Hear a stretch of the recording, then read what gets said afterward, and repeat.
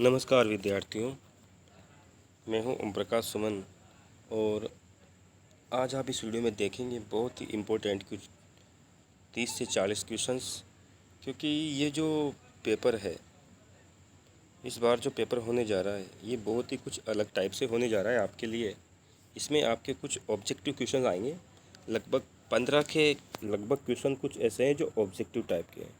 तो इन objective type के questions में ये जो प्रश्न बैंक है आपके, ये प्रश्न बैंक निर्धारित किया गया है माध्यमिक शिक्षा बोर्ड यानी राजस्थान सेकेंडरी बोर्ड अजमेर के द्वारा।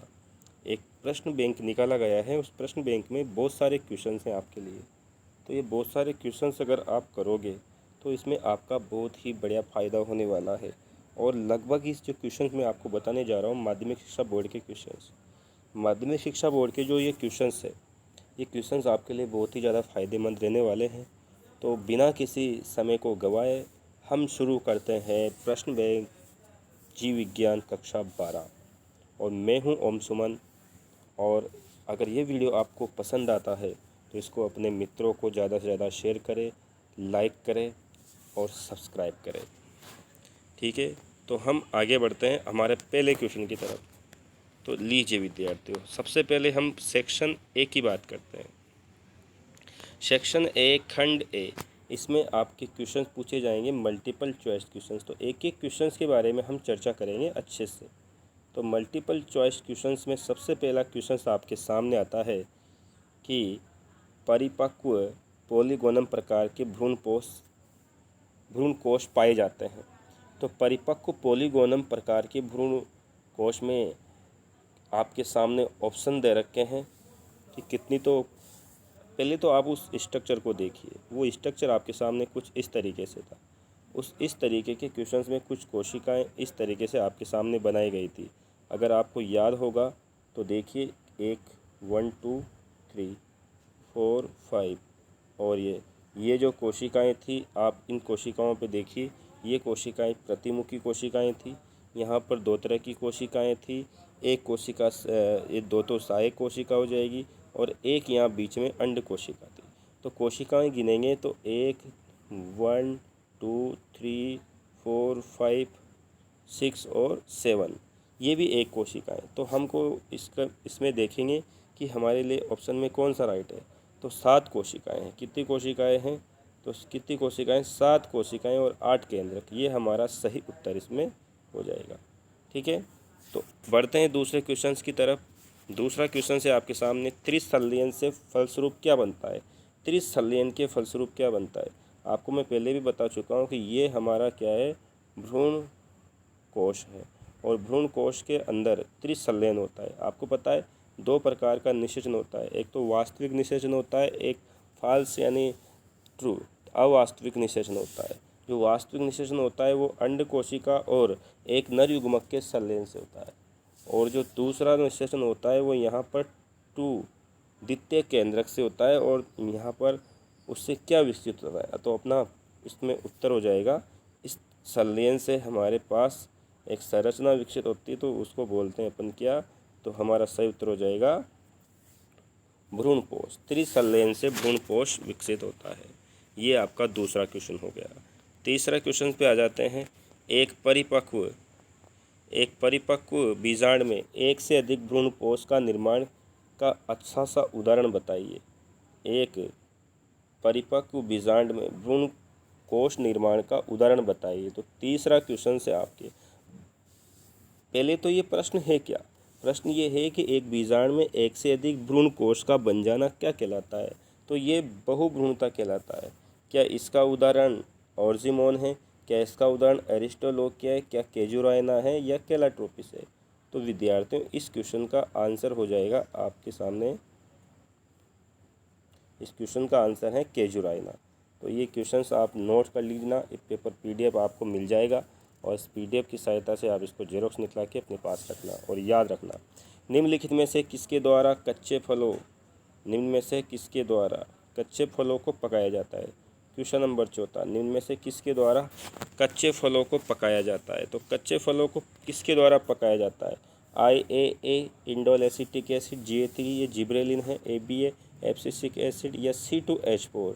चौथे क्वेश्चन का आंसर हो जाएगा आपके C2H4 जो एक इथेफोन टाइप का है। अगला क्वेश्चन से पाँचवा, निम्नलिखित में से कौन सा हार्मोन कोशिका विभाजन को प्रेरित करता है? तो बहुत सारे हार्मोन है भाई इस तरीके से, तो हमारे यहाँ ऑप्शन दे रखे हैं कि कौन सा हार्मोन कोशिका विभाजन यानी कि सेल डिवीजन को प्रेरित करता है।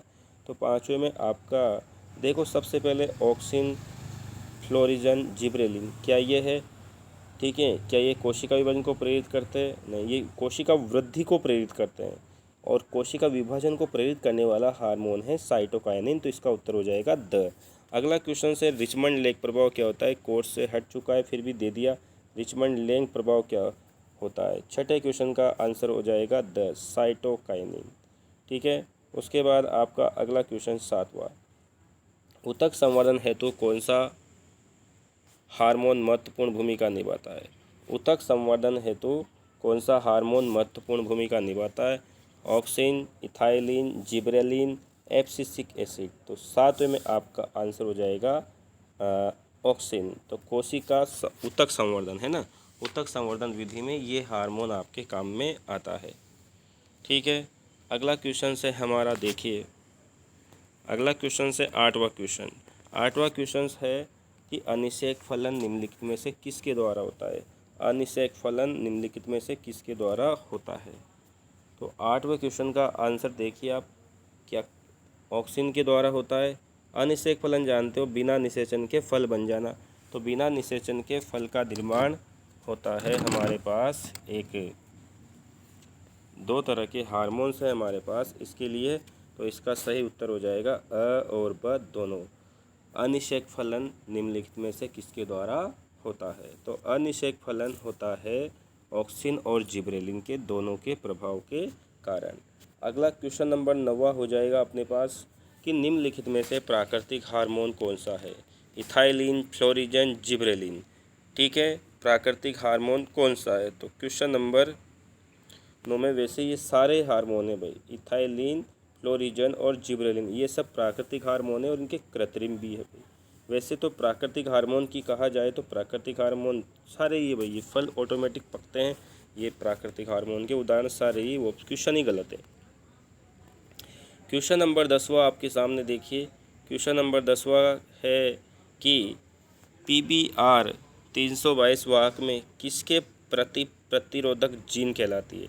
तो इसमें कौन कौन सी प्रतिरोधक जीन कहलाती है? आपको पता है ये PBR 322 का स्ट्रक्चर आपने बनाया होगा, PBR 322 का स्ट्रक्चर आपने बनाया होगा। तो इस स्ट्रक्चर में एम्पिसिलिन प्रतिरोधी भी था, टेट्रासाइक्लिन प्रतिरोधी भी था। तो इसका सही उत्तर हो जाएगा अ, ब और स तीनों। तो इसका सही उत्तर अ, ब और स। ठीक है, ये तीनों। अब बात करते हैं आगे, क्वेश्चन नंबर 11 कि आनुवांशिक पदार्थ, क्वेश्चन नंबर 11 है कि आनुवांशिक पदार्थ पृथक करने के लिए एंजाइम का उपयोग होता है। आपने पढ़ा है ये, आनुवांशिक पदार्थ पृथक करने के लिए। आनुवांशिक पदार्थ किसको कहते हैं? अरे DNA को ही तो कहते हैं आनुवांशिक पदार्थ, DNA। तो DNA को पृथक करने के लिए एंजाइम का उपयोग किया जाता है। तो पृथककारी एंजाइम जो है, क्या हाइड्रोलेजेज है, एमाइलेज है, लाइगेज है? तो 11वें क्वेश्चन का आंसर हो जाएगा रेस्ट्रिक्शन एंडोन्यूक्लेज। तो हमारे 11वें क्वेश्चन का आंसर हो जाएगा रेस्ट्रिक्शन एंडोन्यूक्लेज एंजाइम। भाई हाइड्रोलेजेज वगैरह जल अपघटनीय एंजाइम होते हैं, लाइगेज तो DNA खंडों को जोड़ने का काम करता है, एमाइलेज नाम का एंजाइम एमाइल का क्या करता है? पाचन करता है। क्वेश्चन नंबर 12 है जीवाणुभोजी का उदाहरण दीजिए। जीवाणुभोजी का उदाहरण दीजिए, क्या कौन सा जीवाणुभोजी का उदाहरण है? तो आपको पता है एक क्वेश्चन था कि लेमडा जीवाणुभोजी M13 से बड़ा वाहक कैसे हैं कैसे नहीं है? तो इस दोनों ही उदाहरण हैं भाई। तो 12वें में आपका आंसर हो जाएगा अ, ब और स दोनों। तो ये आपका आंसर हो गया। चलिए क्वेश्चन नंबर 13, ग्वारपाठा का वानस्पतिक नाम लिखिए। ग्वारपाठा का वानस्पतिक नाम क्या है? बहुत अच्छा क्वेश्चन है। 13वें क्वेश्चन का आंसर हो जाएगा एलोवेरा, रटने वाला क्वेश्चन है। क्वेश्चन नंबर 14, फेरुला आसाफिटिडा निम्नलिखित में से किसका वानस्पतिक नाम है? तो वानस्पतिक नाम से संबंधित क्वेश्चन पूछे जाएंगे आपसे। तो फेरुला आसाफिटिडा, क्वेश्चन नंबर 14 आप में इसका आंसर हो जाएगा द हींग। ये हींग का नाम है भाई, फेरुला आसाफिटिडा। आप देख रहे हैं RBSC के द्वारा बनाया गया प्रश्न बैंक, जिसमें से अभी हम 14 क्वेश्चन कर चुके हैं। 15वां क्वेश्चन है कि सरसों की उन्नत किस्में बताइए। सरसों की उन्नत किस्में बताइए। तो सरसों की उन्नत किस्में हैं, तो इसका सही उत्तर हो जाएगा सरसों की उन्नत किस्म चंद्रा भी है, TM11 भी है, और सरसों की उन्नत किस्म ये कल्याणी नहीं है। तो इसका उत्तर हो जाएगा हमारे लिए अ, ब और स दोनों। आ जाते हैं अगले क्वेश्चन पे, ठीक है ना। अगर आपको वीडियो पसंद आ रहा हो तो प्लीज़ लाइक ज़रूर करें, ठीक है। Next question number 16। Question number 16 देखिए, बहुत अच्छा क्वेश्चन है ये। क्वेश्चन नंबर 16 भी आपके सामने। क्वेश्चन नंबर 16 ये, किस गैस की उपस्थिति की वजह से बायोगैस की क्षमता प्राकृतिक गैस से कम होती है। एक ये नुकसान है, जो प्राकृतिक गैस है उससे कम होते। प्राकृतिक गैस यानी जिसको हम क्या बोलते हैं, CNG, ठीक है ना, कंप्रेस गैस, ठीक है ना। तो संपीड़ित प्राकृतिक गैस या लिक्विड पेट्रोलियम गैस से कम होती है। क्या कारण है ऐसा? तो इसका सबसे बुरा कारण यही है कि इसके अंदर CO2 होती है। इसके अंदर क्या होती है, CO2 गैस होती है। इस वजह से ये धुआं वगैरह देती है। इसीलिए आपके लिए इसका उत्तर हो जाएगा 16वें क्वेश्चन का आंसर है CO2। CO2 की वजह से इसकी क्षमता क्या होती है, कम होती है।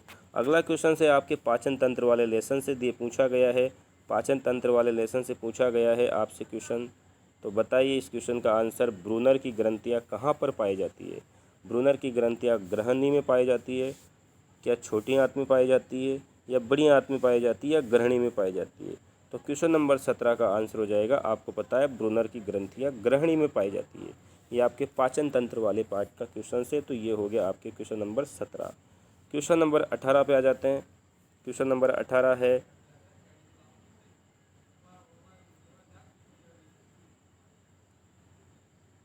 क्वेश्चन नंबर 18 है कि क्वाशी और कोर किसकी अपूर्णता से होता है। दो प्रकार के रोग होते हैं, आपको पता होगा, क्वाशी और कोर और मेरस्मस। दो प्रकार के रोग हैं, क्वाशी और कोर और मेरस्मस। तो बताइए भाई आप, किस वजह से होता है क्वाशी और कोर?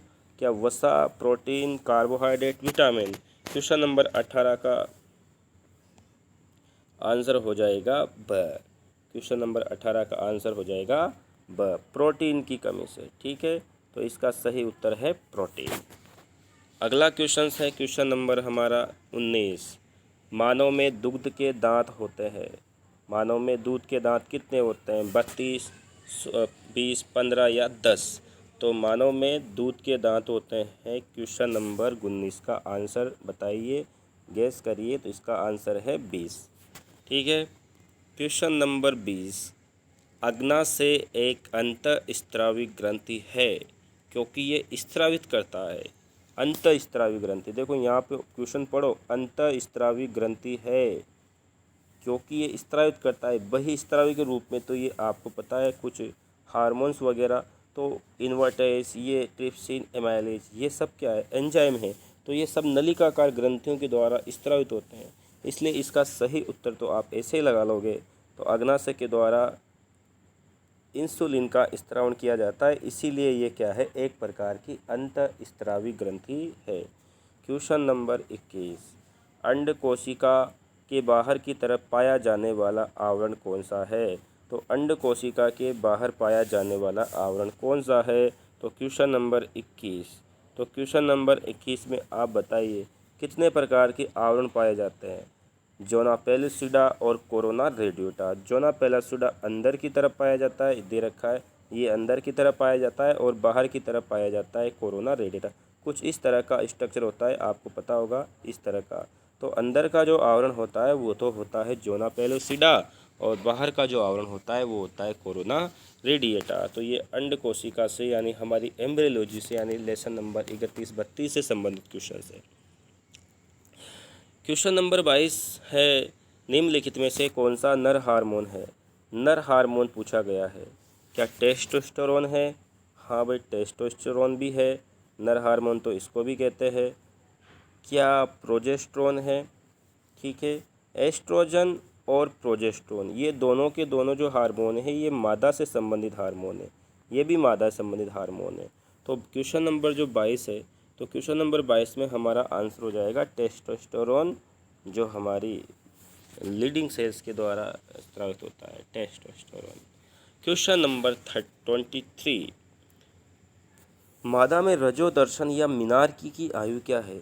रजोदर्शन या मीनार्की की आयु क्या है? रजोदर्शन या मीनार्की क्या होती है? रजोदर्शन मीनार्की ये होता है जब पहली बार मासिक चक्र आता है, तो इसको कहा जाता है रजोदर्शन या मीनार्की। क्वेश्चन नंबर 23 का आंसर हो जाएगा, देखिए क्या 13 से 14 आयु वर्ष, 14 से 15 वर्ष, 12 से 13 वर्ष। 23 का आंसर हो जाएगा 12 से 14 वर्ष। मेनार्की यानी प्रथम बार मासिक चक्र आने की जो आयु है उसको मेनार्की कहा जाता है, और मेनार्की आने 12 से 14। यहीं पर मैं आपको एक क्वेश्चन क्लियर कर देता हूँ। यहीं पर जो मेनार्की यानी रजोदर्शन समाप्त होने की जो अवधि होती है उसको बोलते हैं हम क्या? रजो निवृत्ति। उसको एक नाम देते हैं अपन, रजो निवृत्ति। ठीक है, ये हो जाएगा। आ जाते हैं आगे नेक्स्ट क्वेश्चन की तरफ। नेक्स्ट क्वेश्चन से आपका देखिए क्वेश्चन नंबर 24, एंड्रोजन किसके हार्मोन किससे स्रावित होता है?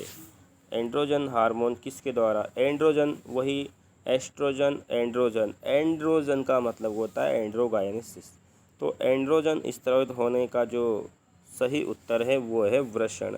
बहुत सी बार यहाँ पर कंफ्यूज हो जाते हैं कि ये एंड्रोजन क्या है।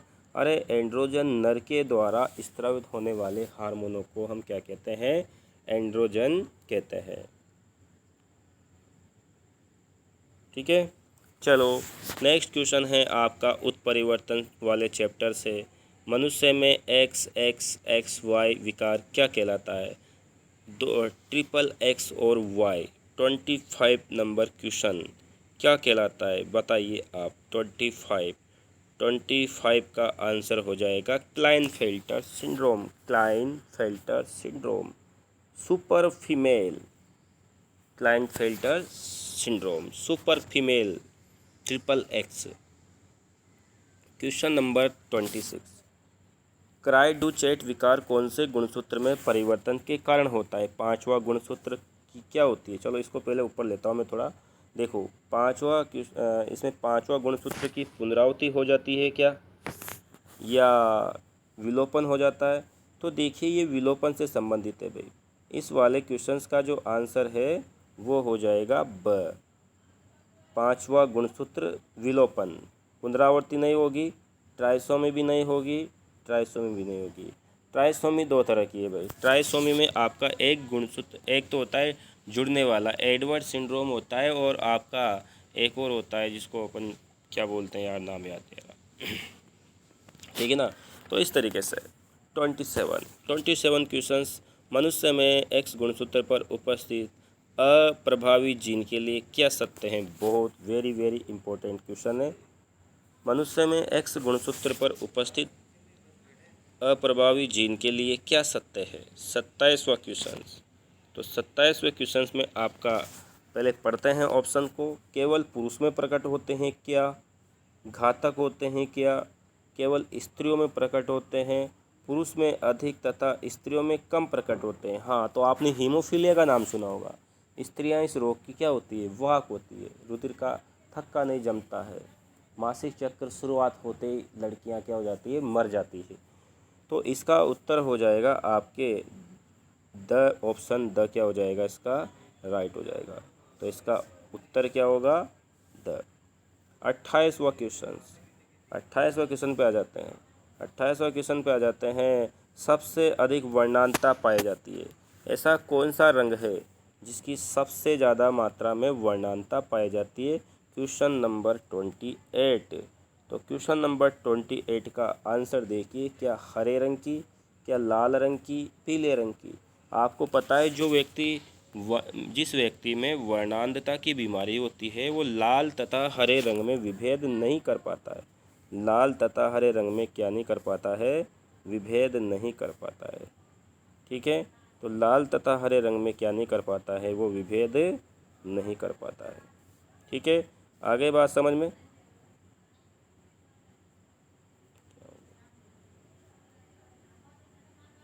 चलो आगे बढ़ते हैं। क्वेश्चन नंबर 29, निम्नलिखित में से कौन सा रोग जीवाणु जनित होता है? कौन सा रोग है जो जीवाणु, ये रोग वाले से चलाए हुए question. 29 number question, 29 number question, कौन सा जीवाणु जनित होता है? कुष्ठ रोग, डिप्थीरिया, काली खांसी, उपरोक्त सभी। तो ये जितने भी रोग दे रखे हैं सारे के सारे रोग किससे होते हैं? जीवाणुओं के द्वारा होते हैं। माइक्रोबैक्टीरियम ट्यूबरक्लोसिस है ना, डिप्थीरिया है ना ये।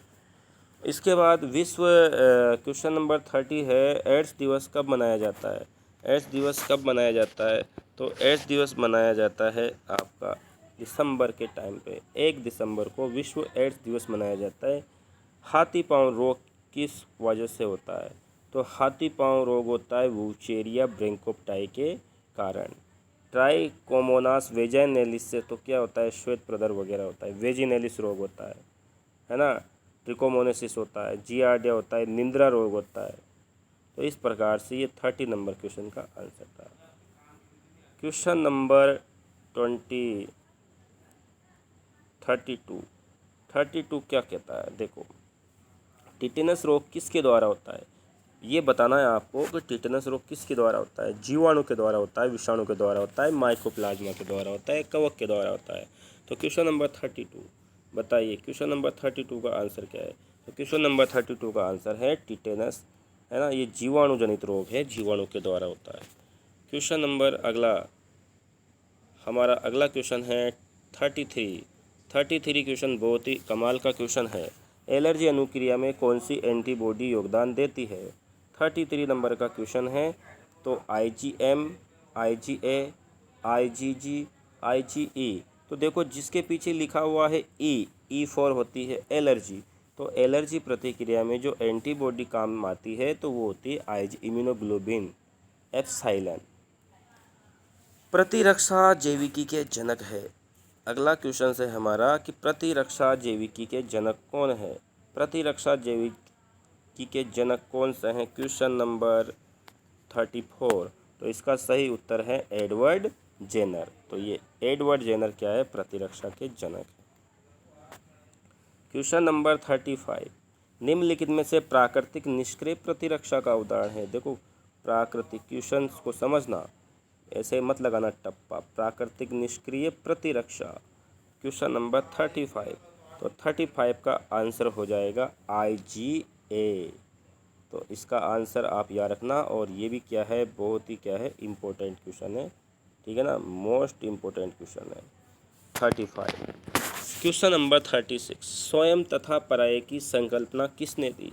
स्वयं तथा पराया यानी अपना और पराया की संकल्पना किसने दी थी? फ्रैंक बर्नेट ने, जॉर्ज जेनसन ने, जेनर ने, लुई पास्चर ने। तो क्वेश्चन नंबर 36 का आंसर हो जाएगा जेनर के द्वारा।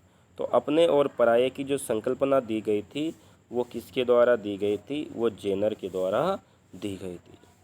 क्वेश्चन नंबर 37, अंड जनन की प्रक्रिया किस हार्मोन के द्वारा उद्दीपित होती है?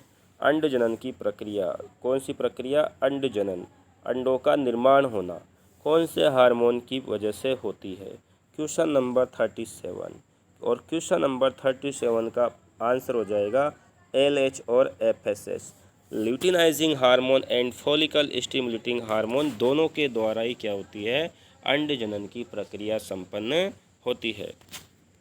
क्वेश्चन नंबर 38, निम्नलिखित में से अंड जनन की प्रक्रिया के चरण हैं। आपने अंड जनन को पढ़ा होगा तो उसकी 3 प्रावस्थाएं होती है। अंड जनन की वृद्धि प्रावस्था, कौन कौन सी प्रावस्थाएं होती है भाई? वृद्धि प्रावस्था, गुणन प्रावस्था, परिपक्वन प्रावस्था। तो इसका सही उत्तर हो जाएगा ये सभी, यानी वृद्धि प्रावस्था, गुणन प्रावस्था, परिपक्वन प्रावस्था। तो सबसे पहले गुणन प्रावस्था, मल्टीप्लिकेशन फेज, उसके बाद ग्रोथ फेज, उसके बाद मैचुरेशन फेज। तो 3 तरह की फेज वहाँ पर होती है। क्वेश्चन नंबर 39, शुक्र जनन क्रिया के पश्चात कितनी अगुणित कोशिका बनती है? शुक्र जनन की प्रक्रिया, चलो ये ले लीजिए एक कोशिका, शुक्र जनन के लिए हम लेते हैं, है ना, एक कोशिका हम ले लेते हैं। एक कोशिका से 2 कोशिका बनती है, जिनमें से एक बनती है आपके पोलर बॉडी, फिर वापस 2 सेल्स बनती है, 2 सेल्स में फिर डिवीजन होता है इस तरीके से। तो इस प्रकार से यहाँ पर याद रखना, एक ही कोशिका अंड निर्माण में क्या करती है, भाग लेती है। तो अपन बात करते हैं कि शुक्रजनन की क्रिया के पश्चात कितनी अगुणित कोशिकाएं बनती है। 39 क्वेश्चन का आंसर हो जाएगा 4। कितनी कोशिका बनती है, 4 कोशिका बनती है शुक्रजनन के फलस्वरूप। सॉरी, मैंने अंडजनन बता दिया आपको। शुक्रजनन के फलस्वरूप एक शुक्राणु से 4 कोशिकाएं बनती है, जबकि अंडजनन के खिलाफ 4 से 4 बनेगी, यहाँ 1 से 4 बनती है। निम्नलिखित में से किसमें बार बॉडी पाई जाती है, ये आपके सिलेबस में नहीं है इस बार, लेकिन फिर भी इसका आंसर दे देते हैं अपन। क्वेश्चन नंबर 40 का आंसर हो जाएगा मादा की कायिक कोशिका, इसमें पाई जाती है क्या, बार बॉडी।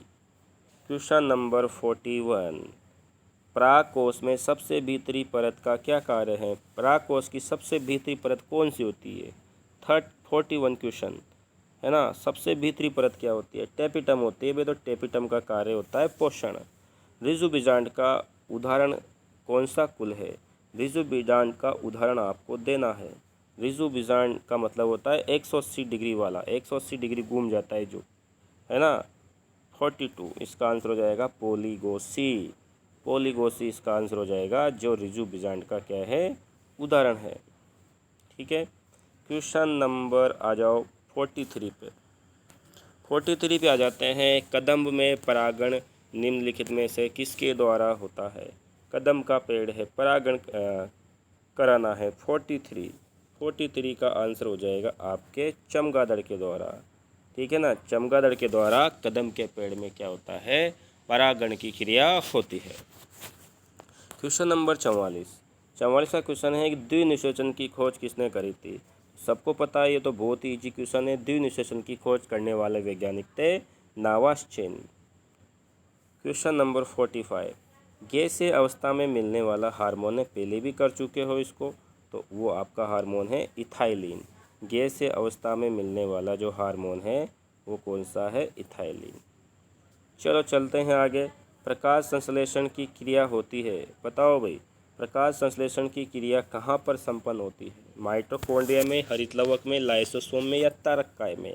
तो 46 का आंसर तो सबको पता होगा भाई, बच्चा जानता है, हरितलवक।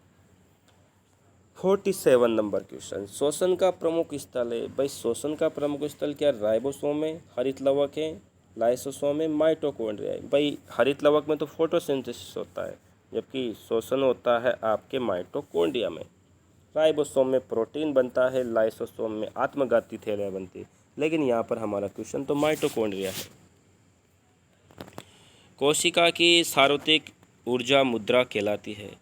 कोशिका की सार्वत्रिक ऊर्जा मुद्रा कहलाती है एटीपी, जीडीपी, एडीपी, एनएडीपी। सार्वत्रिक adenosine triphosphate, guanosine diphosphate, adenosine diphosphate और निकोटिनामाइड एडिनिन डाइन्यूक्लियोटाइड फॉस्फेट। तो 48 क्वेश्चंस आ जाओ। 48 का आंसर हो जाएगा ए, एडिनोसिन ट्राइफॉस्फेट। ठीक है। अगला क्वेश्चन है 49 है, डीएनए खंडों के सिरों को जोड़ता है। लाइसोजाइम, डीएनए पॉलीमरेज, सारे फॉस्फेटेज, लाइगेजेस। तो 49 क्वेश्चन का आंसर होगा द लाइगेज के द्वारा हम टूटे हुए डीएनए खंडों को जोड़ते हैं। अभी फ़िलहाल में हमने ये पार्ट पढ़ा भी था।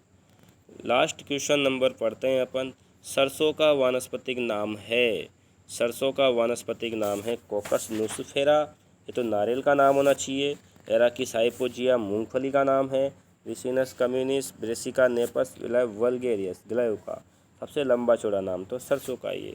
तो इस वीडियो में आपके लिए 50 क्वेश्चंस ही हमने किए हैं, और बाकी के क्वेश्चंस अगर आप देखना चाहते हो तो मुझे इस वीडियो को देखने के बाद कमेंट करें कि सर दूसरे 50 क्वेश्चंस की वीडियो और बनाओ। ये प्रश्न बैंक के, इसमें लगभग बहुत सारे क्वेश्चंस हैं। ठीक है, तो आप इस वीडियो को देखें, पूरा देखें और पूरे क्वेश्चन करें। उम्मीद है इस पेपर में से आपके लगभग 10-15 क्वेश्चन तो आएंगे ही सही। छोटे बड़े क्वेश्चंस के मार्क इस बार ज़्यादा है और आपके पेपर बहुत जल्द होने वाले हैं। तो इस वीडियो को देखें, तैयारी को पुख्ता करें कि आपको इसमें से कितने क्वेश्चन याद थे। ठीक है, इस वीडियो में इतना ही, और इस वीडियो को आप लाइक, सब्सक्राइब और शेयर ज़रूर करें।